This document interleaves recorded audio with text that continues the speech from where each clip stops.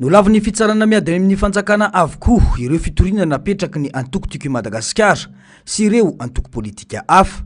Ny fangatana sy ny fitoriana nataon'ny kandida avy amin'ny antoko ny fitondrana teto Antananarivo ihany no raisiny TAF dia nefa anafoanana ireo vato ao amin'ny biro-pifidianana Antsahabe tetsy amin'ny boriboritany faharoa Antananarivo renivohitra. Tsy nahafa-po ny didiny voaka hoy ny mpisolo vava avy amin'ny antoko TIM ny bâtonnier Hubert Raharson mafonja ny profo ary feno taratasy sy ireo pitsopitsony momba ireo fitoriana natao saigny mbola ireny navoaka ny fitsarana hoy ny fanazavana. Mazava loatra fa tsy mahafa-po le izy satria zay araky ny lazaina dia tena raha ny dossier ny entany atao dia aminay tena feno dia tsy mahafa-po zany le didy fa zay moa ny didina avoaka ny fitsarana aloha zay aloha ny fitsarantsika aloha amin'izao fotoana zao. Angamba ny raha hoe mahafa-po ny fitsarana mety manana ny fomba fiheverany anazy izy. Mety ho diso koa ny fitsarana ary zay no mahatonga ny hoe mbola afaka manao fampakarana na fandravana didy. Zay ny antony anaovana zany indray ny fitsarana koa diso. Ahoana moa izy nareo zany zao no mety hoe ho ara-dalàna mihitsy zany hoe ordonnance sur requête nefa tsy misy requête eo anatiny. Ny tao anatiny na le ordonnance fa tsy mivakina dia tonga dia tsy hita hoe tsy misy requête ao anatiny.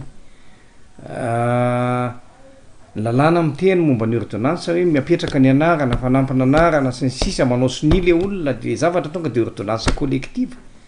Tany amina faritra hafa zao ohatra tany troisième arrondissement angamba tena andefasanao ici 300 fotsiny nanao demande na non inscription amina liste électorale nefany 11 000 le ordonnance le anaran'olona avoaka to izy atao zany nanao demande any placen'ireo olona zay zavatra ohatran zany angely izy dia zay zao anisan'ny mafonja. Tena anisan'ny mafonja ihany koa reny filazana hoe candidat mpanjakana reny dia misy fihetsika samihafa ataona mpitondra fanjakana manohana an'le izy amina fomba akolaka zany efa tsekeny lalàna daholo zany.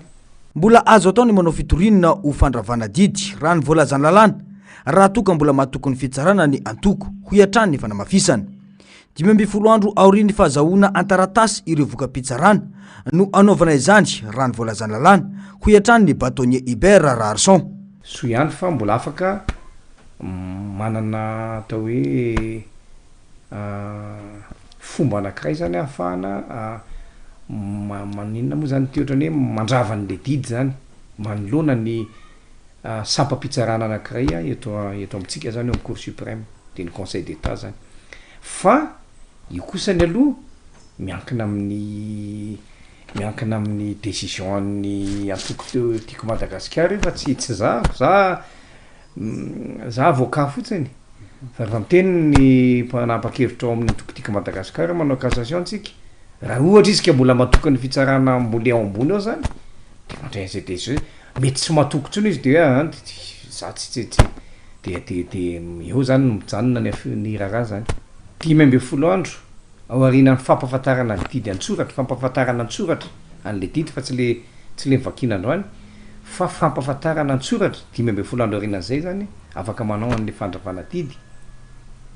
Fa ny fitsarana tampony zany hoe ny conseil d'état ao amin'ny fitsarana tampony ndray koa zany tsisy manery anazy hoe tsy maintsy tsarainy ao anatina fepotona ohatran'izao io mety mandeha amatonany aza misy raha matona ny vao mamoaka didy izy zay no raha ny fantatra dia any amin'ny faraparan'ity herinandro ity no ivoaka ny vokatra ofisialy tamin'ny fividianana ho ben'ny tanàna sy mpanolo-tsaina manerana any Madagasikara. Andrasana arak'izany izay ho fanapahan-kevitry ny antoko tiako i Madagasikara na ampiakatra na tsy izao raha izao.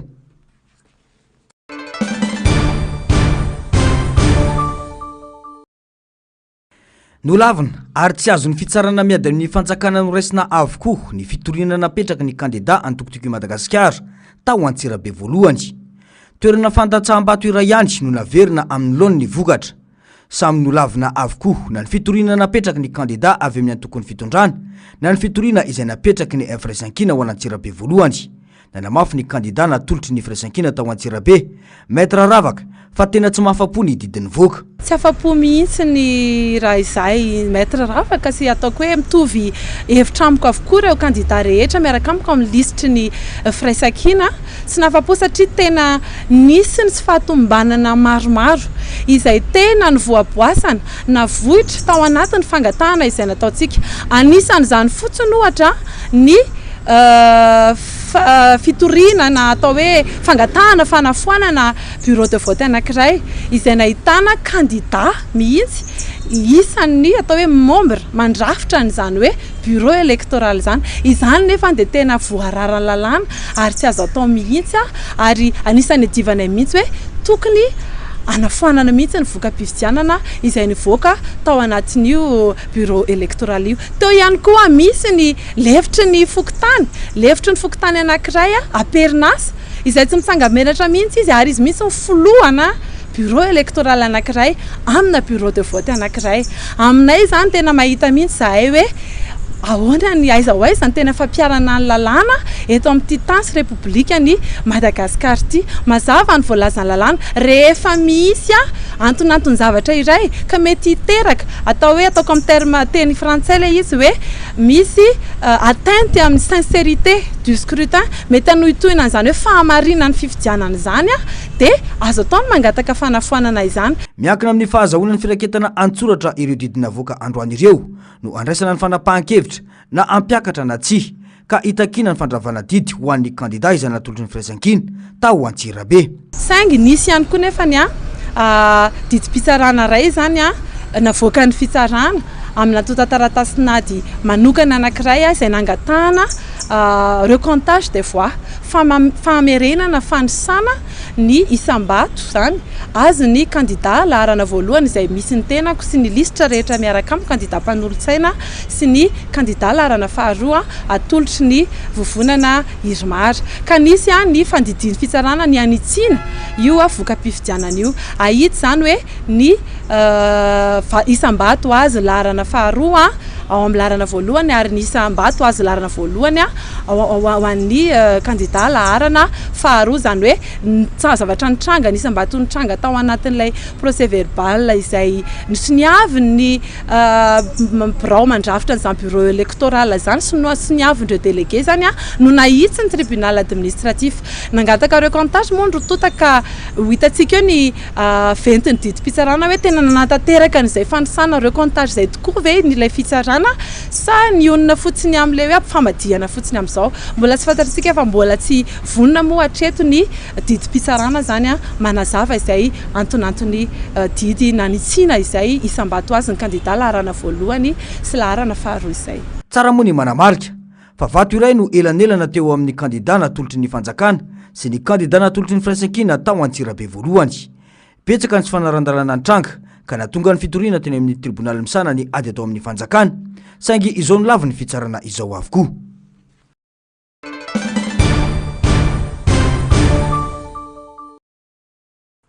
Ny fitsabahany mpanatanteraka amin'ny rafi-pitsarana no tena olana ho an'ny rafi-pitsarana eto Madagasikara. Tsy voamarina hatreto ny fisina tsindry na tsia atao amin'ireo mpitsara, saingy raha didina voaka ny fitsarana manoloana ireo fitoriana izay napetraka momba ny fifidianana ho bentanana sy mpanolontsaina dia malasa saina sy mampametra-panontaniana hoy ny mpisolo vava Maître Ravaka Rabenandrasana. Manana andraikitra feno amin'ny famerenana any Madagasikara ho tany-tandalana ireo mpisehatra amin'ny rafi-pitsarana rehetra ka tsy tokony tsy atahotra sy tsy homenatra hijoro manoloana ny lalàna izay ny anarany hoy ny fanamafisana. Mpisolo vava ny tenako misehatra ihany koa anivon'izany tontolon'ny fitsarana izany dia te hanao antsoavo amintsika mpisehatra rehetra eo anivon'ny fitsarana. Itsika namana atao hoe mpitsara, namana izay misehatra rehetrarehetra eo anivon'izany tontolon'ny fitsarana izany mba anaraka tsara ary hijery tsara ampiatra araka ny tokony ho izy ny lalàna fa tsy eno ny atao hoe karazana pression raha misy zany. Andao isika hiaraka hitondra rivo-baovao amin'izany tontolon'ny fitsarana izany satria anjarantsika ihany koa no afaka manana didy lehibe mihitsy sika amin'izany fanarena. Andao anarina ny zavatra mety tsy nety teo aloha ary hijoro araka ny tokony ho izy satria isika ao anaty tontolo fitsarana ihany koa manana ndraikitra lehibe amin'izany hoe fampanjakana ny demokrasia izany, fampanjakana izany hoe tany tandalana izany izany no antom-pijoroan'ny firenena anankiray mba hisiany marindrano na ny stabilité politique mba tsy hisy tsony ihany koa ilay crise économique vokatra izay crise politique izay. No lavany fitsarana miady amin'ny fanjakana avokoa moa ireo fitoriana rehetra napetraka ity mpisolo vava no sady kandida ho ben'ny tanàna atolotry ny firaisan-kina tao Antsirabe voalohany ity. Manana andraikitra feno ho fandaminana ny firenena ny rehetra ka tokony andray anjara manandrify azy ny tsirairay ho hiatrany ny fanamafisana.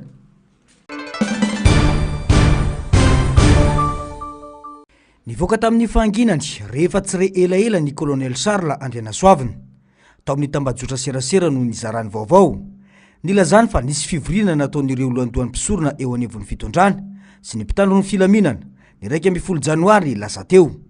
Isan'ny zavatra tapaka nandritra izany fivoriana izany raha ny vaovao nambaran'ny Colonel Andrianasoavina dia afindra eo am-pelantanan'ny gendarmerie avokoa ny fitaovam-piadiana mavesatra rehetra eo am-pelantanan'ny Tafika.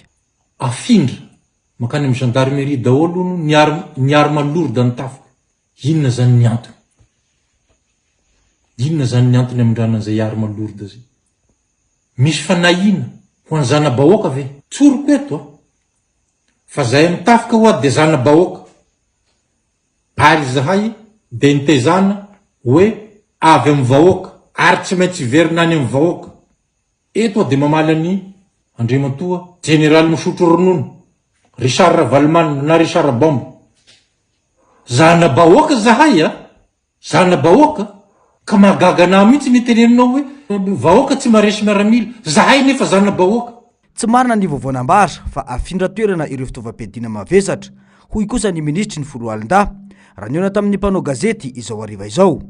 Nilaza fa hitory ny Colonel Andrianasoavina moa ny fitondrana malagasy. Jery manoka zay hoe alefa ny amin'ny gendarmerie na alefa mandehatsy amin'ny sehatra hafa azy ary zahay manomboka izao dia manara-maso zay ary anara-maso mikasika zavatra zany satria eto aminay eto dia tsy misy mieritreritra anakalo fitaovana na ny fitaovana any amin'ny rahalahy tany filaminana indrindrandrindra zany fitaovana mavesatra zany zay tsy vitan'ny zavatra atakalo fotsiny mila anapakevitra hevitra amila andalinana eny anivon'ny ambaratonga rehetra ary indrindra mila fanapakevitra Andriamatoa filohan'ny Repoblika ny Madagasikara.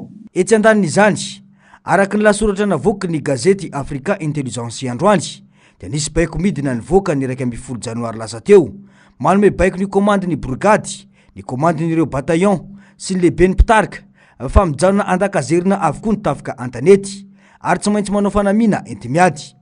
Ankoatr'izay dia nisy baiko anamafisana ny fanaraha-maso ny manodidina ireo toby ny etsika rehetra na miditra na mivoaka araka ny lasoratra navoaka ity gazety ity hatrany. Nilaza teo anivon'ny Tafika fa tamin'ny fotoam-pifidianana sy tamin'ny andro ny manambonaitra no nandraisana io fepetra io. Amin'izay fotoana izao dia tsy misy an'izany hoe conseiller ferme zany eritreretina sasany fa dia mandeha araka ny tokony izy ny fotoana fidirana sy firavahana miasa ara-dalàna amin'ny andavanandro amin'ny fotoana ny andro milamina zany mety anivony Foroalinda. Samy nanamafy na ministry ny Foroalinda na ny Colonel Andrianasoavina fa ho an'ny tanindrazana hiaro ny vahoaka sy ny fananany no filamatry ny Tafika malagasy. Ny fanatsarana ny fomba fitantanana ny firenena no tokony imason'ireo mpitondro ho hiatrany i Colonel Charles Andrianasoavina. Ho anareo sous-officier, indrindra anareo le sous-officier niaraka tampotampo 2009 ny atsika rahalahy dia no an'ny tanindrazana ihany. Tsisy ankoatran'izay. Fitiavan'zalahareo seza, fisolelan'zareo, fitiavan'zareo 4-4, izany ve no amonona mpiray tanindrazana sanatriny zay? Fa defa atsipiko zay teny zay andraisanareo anjara zay tandrify anareo rehetrarehetra fa tsy azo ekena ny zavatra tahaka zany. Ho an'ny tanindrazana fa tsy no an'ny olombitsy zay mitondra. Fa inona moa ny rovana ny olombitsy? Ny tanindrazana zany nge dia io tany io miampy ny vahoaka zay ao aminy io zay no tony hoe tanindrazana. Andrasana arak'izany ny fivoarany toedrara.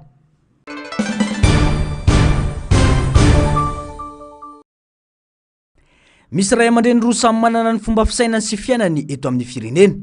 Andaniny ireo ray aman-dreny ara-panahy, ireo mpitondra fivavahana namotsipotsitra ny fahoriana miantra amin'ny malagasy ka miantso ny rehetra mba hijery izay vahaolana ao amin'izany. Eo koa anefa ankilany ireo ray aman-dreny nampindramin'ny vahoaka fahefana mandrangaranga herisetra fa tsy mikaroka vahaolana ialana amin'ny fahoriana miantra amin'ny malagasy. Azo ifampiresahana ny ray aman-dreny fa tsy miantsiady amin'ny zanaka, hoy ny faneho-kevitry ny Antoko MFM. Ny ray aman-dreny zany mpitantana de mandamina ny ankohonany izay natao hoe ray aman-dreny fa tsy mandraona ny ankohonana ny ao an-trano. Ka reny zany pirofo anankiray fa mampiseho ny herin'ny fanjakana ary tsy manaiky lembenana amin'ny zavatra eritreretiny atongavana. Izay mifanohitra voalazan'ny vahoaka sy ny sarababem-bahoaka sy ny olona zay miteny. Ka reny zany de hoe efa tonga amina lesaka fiantsina vetsika.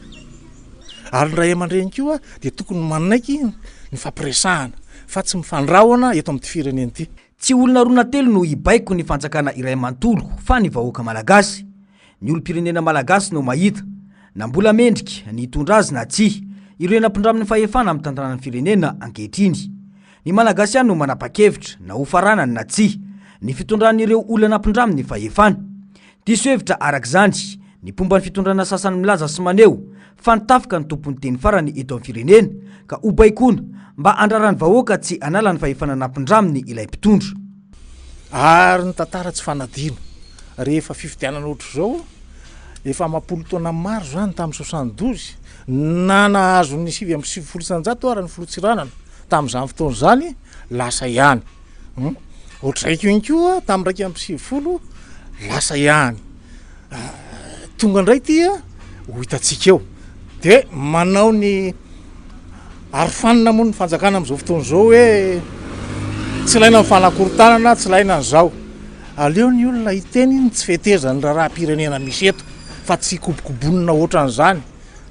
Matoa ianao matahotra tsy lazana amin'ny marina ao raha fa ny olona mananjo hiteny. Raha ohatra ny ka marina ny resahan'ny olona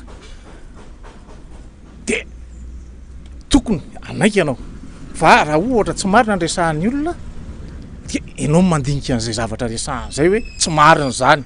Iza ny teny teto amin'ny firenena ity ka tsy nilaza ny tsy fetezan'ny fampandrosoana misy eto lazaintsika fa mandroso. Tsy maintsy miresaka averiko tsara maintsy tonga any amin'ny fampiresahana ary fotoana an'izao mba tsy hisian'ny fifandonana ara-politika misy eto. Ary zay mahatonga ny ray aman-dreny ara-panahy sy ny mpanao politika mivory amin'izao fotoana zao andamina an'izay mba tsy hisian'ny raha latsaka sy ny fanofanam-panjakana mety hisy eto. Zany rehetrarehetra zany olana miandry ny firenentsika daholo. Mitaky fampiresana ny famahana ny olam-bahoaka ankehitriny hoy ihany ny MFM. Entonany nitondrana ny mpitondra ankehitriny saingy raha mahita fa tsy manana vahaolana sahaza atao anatin'izay taona maro izay fa vao maika aza ny lentika ny fiainan'ny malagasy sy Madagasikara. Mila ati-doha zatra mamaolana vokotra ikefa ka hitondra fandovana amelona ny fanantenan'ny malagasy malona izao zava-misy izao. Tsy sarotra ny fanatanterana izany fanovana izany ary tsy ho tonga eny an-dalambe ny famahana ny olana raha ampandeferana ny ampo politika diso toerana.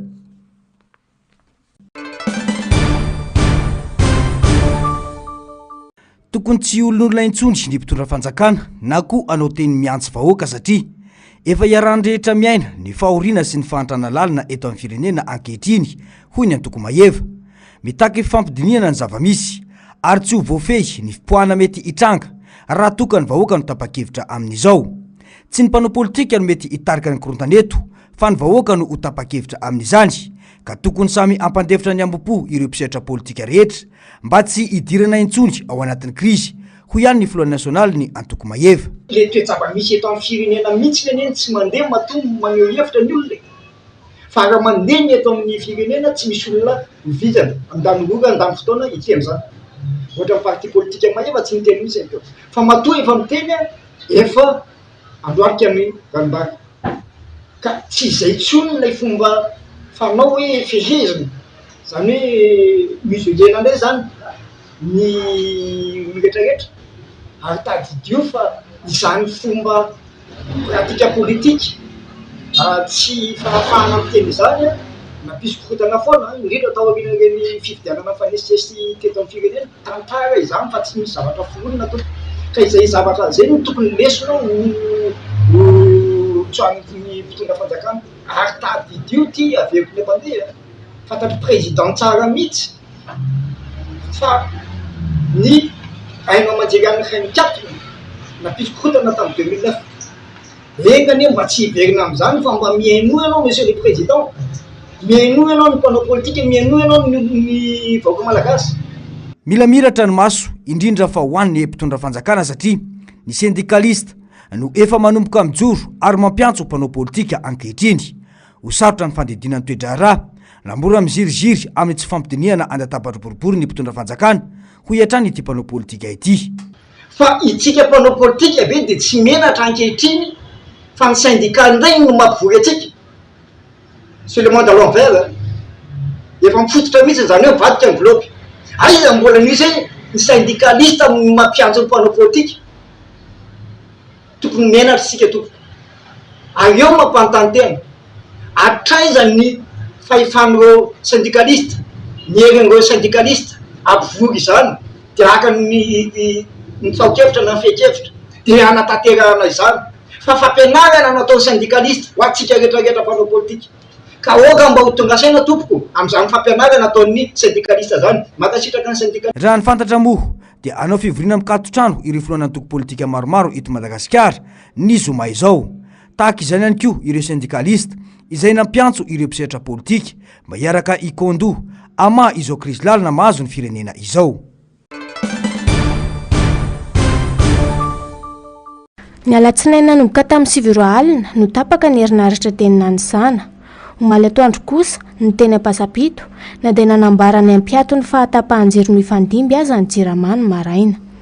Nidina an-dalambe naneny atezerana ireo mponina tety. Naharitra tapakandro maninjitra manko raha kely hatramin'ny 5 ora kosa ny Nanisana ny fotoana nahatapaka ny jiro. Tamin'ny Fakomaly iny dia efa alefa tamin'ny folo indray vao verina. Efa tamin'ny folo zao vao miverina dia zao mbola tsisy fahatapahana. Fa tiantoka toy ny fahasimban'ny asa no nateraky ny fahatapahan-jiro lava dia lava ka nampitaraina ireo mpanao asa tena. Jiro tena tsisy iainanay mihitsy indrindra izay mpanao voly satria omano zao ohatran'ny tontolo andro mihitsy ilay izy nitapaka dia tena mijaly izay dia mihidy fotsiny tsy miasa mihitsiny. Tsisy azo atao mihitsiny tsy afaka mandray olona mihitsy satria nenay mijiry miasa mijiry daholo ny rehetrarehetra ampiasaina. Raha ny fampitaom-baovao ny Jirama dia fahatapahana taribita ambanin'ny tany teny Ambodivona no nahatonga ny fahatapahan-jiro lavarendy teny Avaradoa, Ambodimanga, Ambotrakely, Meteo Ampasapito, Nanisana sy Mikoja Omaly.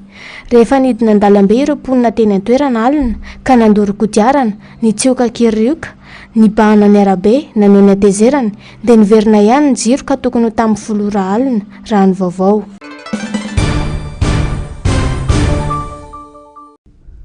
Tany amin'ny 720 kilometatra andrefana somary mianatsimo andrefana Toliara nisy ny foiben'ny rivo-doza Dikely ety ny tolakandro teo. Nivadika eo rivo-doza atao hoe cyclone tropical ny Dikely ety tafiakatra hatrany amin'ny 30 kilometatra isan'ora ny rivotra entiny ary tafiotra 20 kilometatra isan'ora ny manakaiky ny foibeny. Nikisaka ny anatsimo somary atsimo atsinana ny Dikely ety ka nahafaka 30 kilometatra isan'ora. Nahazo filazana miloko mavo naloza manambana ny distrika Amorimbe, Toliara Voalohany sy faharoa, Ampany, Belotsy, Ombe, hitondra rotsakorana ampiakatra ny rano any amin'ny faritra atsimo sy atsimo andrefa Madagasikara ity rivo-doza ity. Araka mifantatra dia nalavitra ny faritra atsimo ny rivo-doza raha pitso maraina fa andalo manodidina 20 kilometatra ny faritra atsimo andrefana amin'ity alina ity. Entana trano ny mpampiasa ny ranomasina eo anelanelan'ny Taolagnaro sy Besalampo mba tsy handriky mandrapalasan'ny loza. Ny rehetra kosa dia angafiana mba hanaraka ny toromarika nomena mba hisoroana ny loza mety hitranga.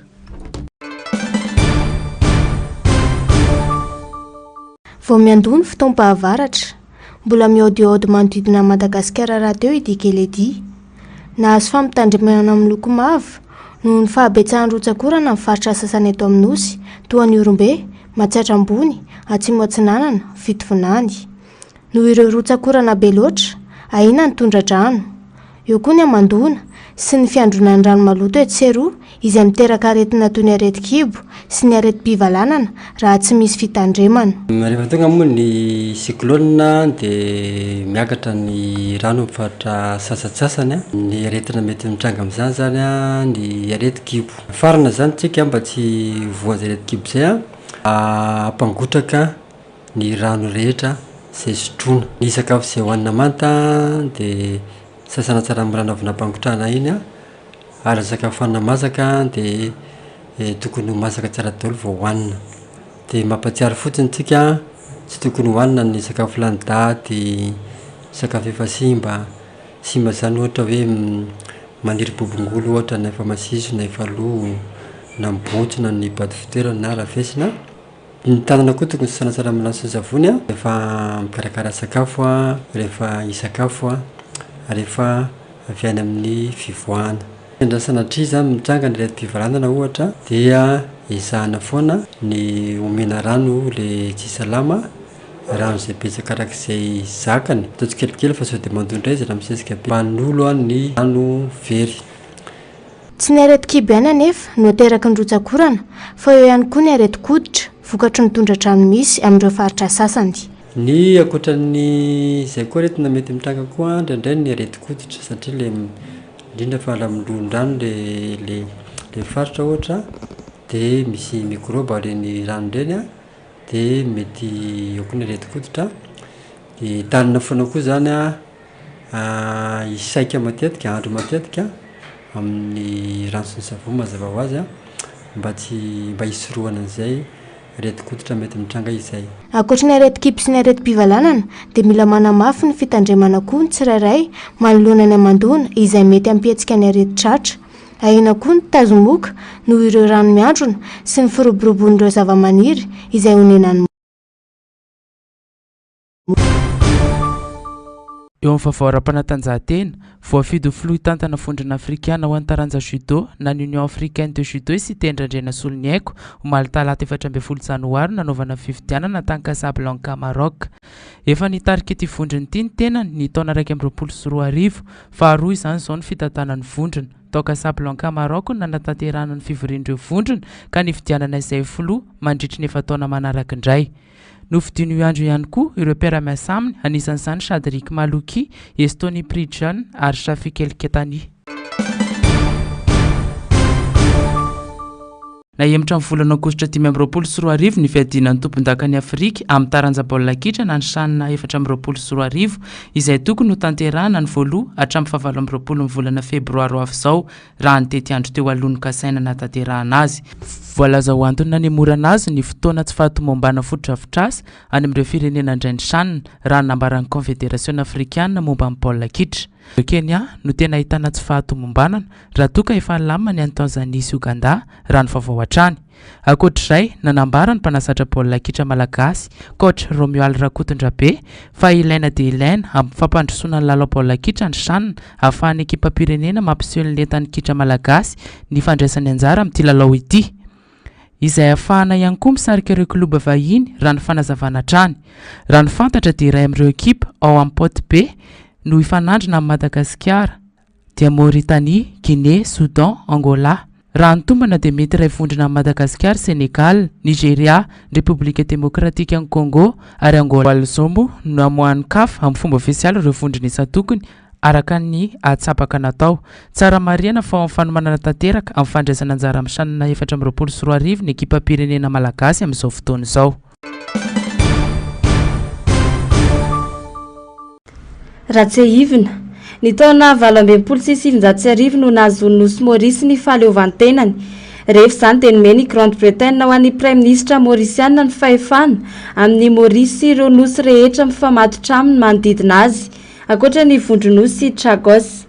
Ny 3 Oktobra 2024 lasa teo dia nisy ny fifanarahana teo amin'ny Grande-Bretagne sy Maurice saingy nampitroatra ireo Chagosiana nanao sesitany tenany ny momba ny mety ho fanekena ny contrat de bail 7 taona azo avaozina ho an'ny nosy Diego Garcia izay lasa tobiny tafika anabakabaka Amerikana. Sy nanaiky ity fifanarahana ity ny Prime Ministre Mauritiana Navin Ramgoolam. Nanomboka ny fiandohan'ny taona teo dia niverina indray ny fifampidiniana teo amin'ny Grande-Bretagne sy Maurice. Diplomaty, mpitsara, tompon'andraikitra ara-politika pahitoekarena ary mpitsara maro no tonga tany Londres nandray anjara tamin'ny fifandresen-dahatra ny amin'ny tokony hamerenana manontolo ny fiandrianam-pirenena Mauritiana.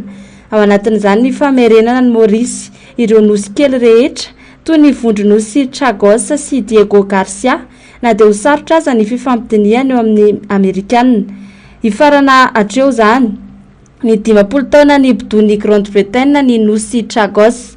Nasabotsy ho avy izao moa dia isy ny valandresaka ho an'ny mpanao gazety eo Maurice afantarana ny fizotry ny dingana rataratasy rehetra amin'ny famerenana ireo nosy Chagos ireo ho an'ny Maurice.